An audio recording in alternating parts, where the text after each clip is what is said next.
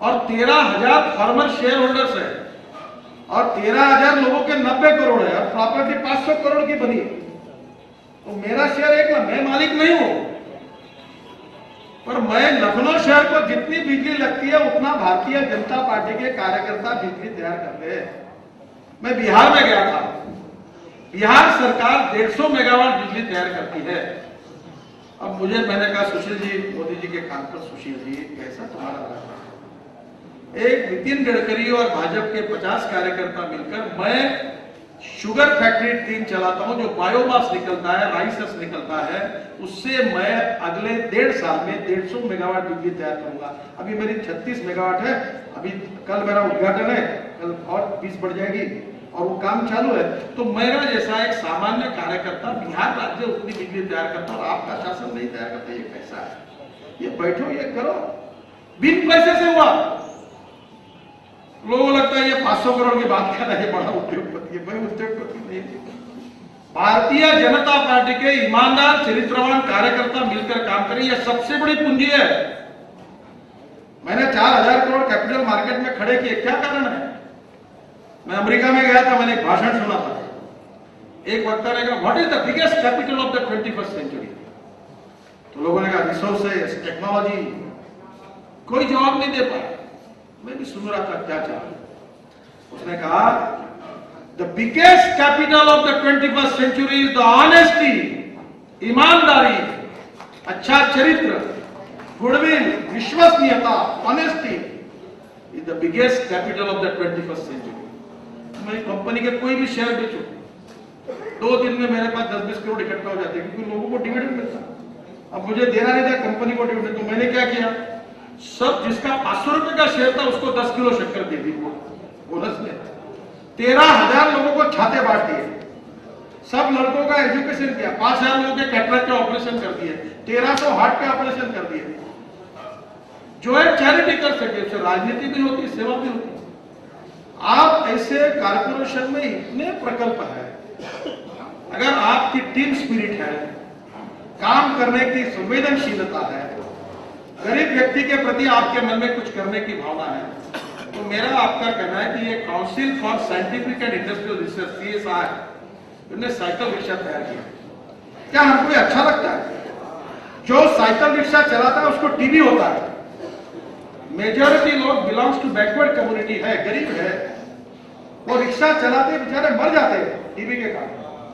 आपको पता होगा ये बैंड बजाते ना, बैंड बाजा, राजा की बैंड पार्टी की बात नहीं करो, ये गांव में जो बैंड बजाते हैं, तो हमने एक शहर में सब बैंड पार्टी वालों का मेडिकल चेकअप किया, तो सबके छाती में टीबी और ऐसा, क्योंकि उनको कोई नहीं, मेडिकल चेकअप किया और सबको दवाई फ्री ऑफ चार्ज दे दी।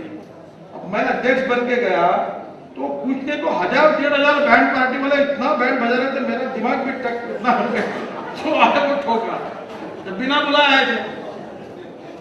आखिर मैं घर के बाहर आया, मैंने हाथ जोड़े कि अब ये आवाज बंद करो, मुश्किल हो जाएगा। नहीं साहब, तुम अध्यक्ष बन गए, आप हमारे, बजाओ बैंड।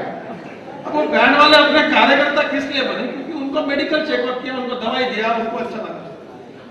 ये साइकिल रिक्शे वालों का रिक्शा 60,000 रुपए में इन्होंने बनाया। ये रिक्शा 30,000 रुपए हो सकता है।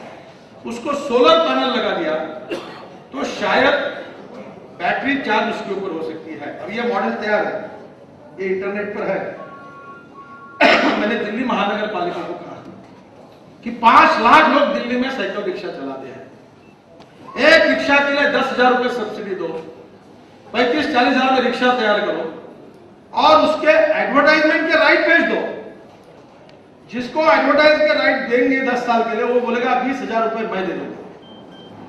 20 और 10, 30 और 10,000 उसके, नहीं तो बैंक के, नहीं तो उसके 2,000 और बाकी उसके बैंक के।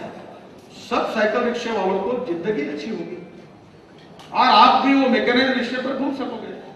क्या गरीबों का कल्याण करना हमारा कार्यक्रम नहीं है? हमने नागपुर शहर में, मैंने सब चर्मकार जो है, मौची है, जूता सिलाते हैं, उनको कहा कि 300 टपड़े बना के दिए प्रीकास्ट की, और उनको कहा कि आपको किट भी दे दी। अब सब लोग छाता लेकर बैठते हैं। अभी कैसे? अभी तो उनको टपरी बन गई, कवर हो गया, इक्विपमेंट मिल गया। अब हर उसमें से अनेक शेड्यूल कास्ट चर्मकार लोगों के उसके काउंटर पे मेरा फोटो लगा हुआ है। ये किसने दिया? तो नितिन गडकरी ने दिया। वो कोई भी जात पात की बात नहीं मानता, वो वोटिंग करता है, महानगर पालिका में जीत गए। अगर इंडिविजुअल बेनिफिट होगा गरीब लोगों को, तो वो जात पंथ धर्म और भाषा की दीवारों को तोड़कर आपके साथ खड़े रहेंगे। आप उनका काम करिए। ये छोटे छोटे काम, जैसे महिला बचत घट है, अभी हमारी मेयर यहाँ आई है अर्चना देहन करने में, उन्होंने एक बड़ा प्रदर्शन किया महिला बचत घट, और उसमें इतने महिला संस्थाओं ने भाग लिया, किसी ने अचार बनाया, कोई और किया। मैं खुद गया, मैंने 2000 रुपए का सामान खरीद लिया, इनॉग्रेशन मेरे हाथ से था। और उस सम्मेलन में वहां 6000 महिलाएं उसमें काम करने वाली थी, उनके स्टॉल्स थे। क्यों नहीं हर महानगर पालिका में महिला बचत घट को इकट्ठा करके, सेविंग ग्रुप जो है, उसके प्रदर्शन बनाया जाए, उनको रोजगार की दिशा दी जाए। आप देखो, no philosophy can be taught to empty stomach.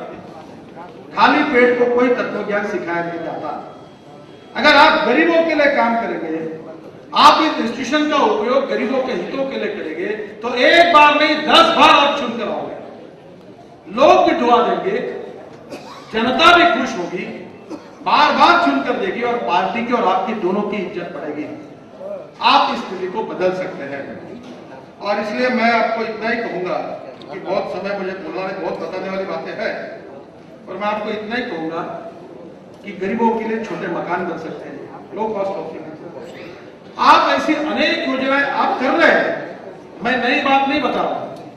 कुछ इन्होंने प्राणियों का अच्छा संग्रहालय किया, आप सब लोग, बाबूलाल जी ने बहुत अच्छा काम भोपाल में किया है। ये सब अच्छा काम इकट्ठा करो और आपके गांव को अच्छा बनाओ। देखो, ये देश वगैरह की बात है, आपका घर अच्छा बनाइए, आपकी गली अच्छी बनाइए। मैं अभी भी अपने वार्ड में काम करता हूं बीजेपी में। मैंने पहले तय किया कि मैं मेरे वार्ड में काम करूंगा।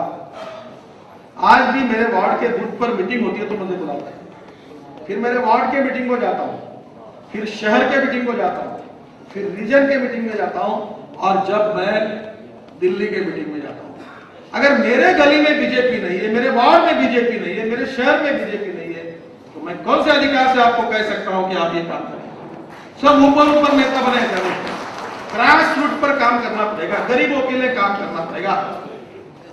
और ये बेकार बात है, कटआउट वाले इतने हार डालते हैं, क्या सब बोलते तो नहीं बोला जाता। ये एयरपोर्ट पर इतना रश करते, मार धक्के मारते, कपड़े तक फट जाते, इससे कोई नेता नहीं होता। मैंने जिंदगी में किसी का कटआउट लगाया नहीं, और मैंने अपने 2 बार हार खरीदी किए थे, एक बार अटल जी के लिए और एक बार लता मंगेशकर। और मैं एयरपोर्ट पे जाता नहीं, किसी का मैंने स्वागत भी नहीं किया, और मैं किसी के घरों में भी नहीं गया। ये मार्ग से कोई नेता नहीं बनता। आप गरीबों के लिए काम करिए, आप पार्टी के लिए काम करिए, आप ग्रास रूट पर काम करिए, लोगों का विश्वास संपादन करिए, आपके गांव के अच्छे नेता बनाइए। मैं अध्यक्ष करके आपको बताना चाहता हूं, बिहार के टिकट बने, पार्लियामेंट्री बोर्ड में बड़ी चर्चा, आजकल पार्टी में ये मेरा वो मेरा हुआ, किसी का नहीं। 1.5 करोड़ खर्चा करके मैंने सर्वे लेकर आए थे सब, और आपको बता दो 102 में से 95 टिकट्स मेरिट पर बटे। ना प्रदेश का सुना, ना नेताओं का सुना, जो उसका है उसी को टिकट मिला। अगले बार आपका टिकट जो मिलेगा वो किसी नेता के आशीर्वाद से नहीं मिलेगा, आपके गांव में आप जनता में कितने पॉपुलर है, कार्यकर्ता जनता आपको कितना चाहती है। आप दिल्ली मत आइए, हार मत डालिए, किसी के पास सिफारिश मत मांगिए, आपके गांव में शहर में अच्छा काम करिए, आपके घर में आकर आपको टिकट मिलेगा। मैं आपको विश्वास करता हूं, मैंने होने दूंगा ये बात। और आखिर में वो सर्वे की क्रेडिबिलिटी इतनी बड़ी कि बड़े बड़े नेता मुझे कहने लगे कि तुम्हारे सर्वे की बात निकालो क्या है, और वही बात आई जो निकाली, उसको टिकट मिले। 5-7 जगह पर कॉम्प्रोमाइज करने पड़े कुछ कारणवश, और 102 में से 95 टिकट्स गए। आप जो महानगर पालिका में नगर सेवक के रूप में, सत्तारूढ़ पार्टी के नेता के रूप में, स्टैंडिंग कमेटी के चेयरमैन के रूप में, मेयर के रूप में अच्छा काम करोगे, जनता की सेवा करोगे, let there be a politics for development. और 21वीं सदी की राजनीति है, विकास की राजनीति है। यह उत्तर प्रदेश बिहार की राजनीति चल रही है, कुछ दिन, ये ज्यादा दिन चल नहीं सकती।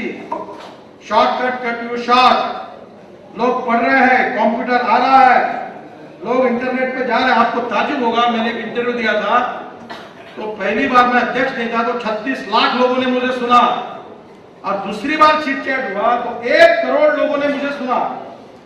दुनिया बदल रही है, लोग, तरुण पीढ़ी अलग है, जो कल था वो आज नहीं, आज है वो कल नहीं, जनरेशन बदल रहा है, और जो पढ़े लिखे लड़के हैं वो अलग टाइप का विचार करने वाले हैं। और इसलिए मैं आपको बताना चाहूंगा, हमारा देश का भविष्य उज्जवल है। गुड गवर्नेंस के द्वारा, सुशासन के द्वारा समाज के विभिन्न क्षेत्र में, महानगर पालिकाओं, नगर पालिकाओं, राज्य शासन हो, केंद्र शासन हो, अलग अलग डिपार्टमेंट, हम स्थिति को बदलेंगे।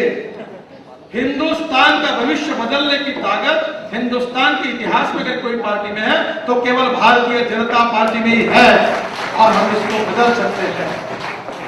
हम गांव को बदलेंगे, जिले को बदलेंगे, राज्य को बदलेंगे, इस मातृभूमि को दुनिया की सबसे बड़ी ताकत बनाएंगे। हम बना सकते हैं, बनाने की क्षमता हमारे पास है।